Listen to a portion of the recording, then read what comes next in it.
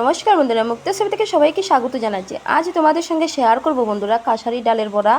অন্য ডালের চেয়ে কাশারি ডালের বড়া খেতে কিন্তু দুর্দান্ত হয়। তোমরা যদি কাশারি ডাল হাতের কাছে পাও তাহলে একবার অন্তত ট্রাই করে দেখো। আর আমি এবার ডালটা বেটে নিয়েছি মিক্সিতে, আর এবার দিয়ে দেব কিছু উপকরণ।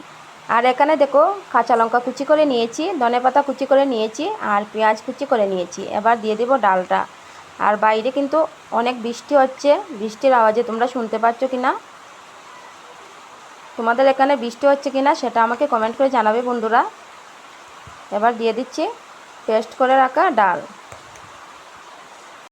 দিয়েছি ডালটা। এবার দিয়ে দেব স্বাদ মতো লবণ আর হলদির গুঁড়ো। স্বাদ মতো লবণ দিয়ে দিচ্ছি।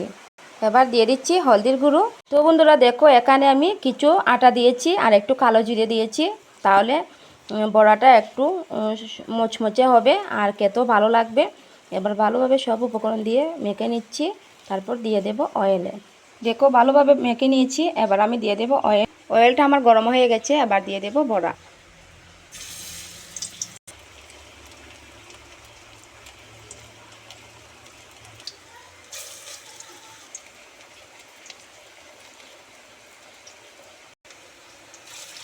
এক এক করে সব বড়া আমি দিয়ে দিয়েছি আর ভালোভাবে লাল করে নামিয়ে নেব, তারপর ফিরে আসছি তোমাদের সঙ্গে।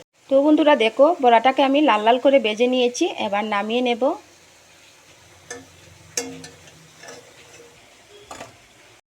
এভাবে সবগুলো বড়া আমি তো বন্ধুরা দেখো বড়াটা আমি নামিয়ে নিয়েছি। এবার আমি টমেটো সস দিয়ে সার্ভ করে নেব। সন্ধ্যার টিফিনে কিন্তু দুর্দান্ত হয়, আর এটা কিন্তু গরম গরম ভাতের সঙ্গে ভালো লাগে, একটা কাঁচা লঙ্কা দিয়ে।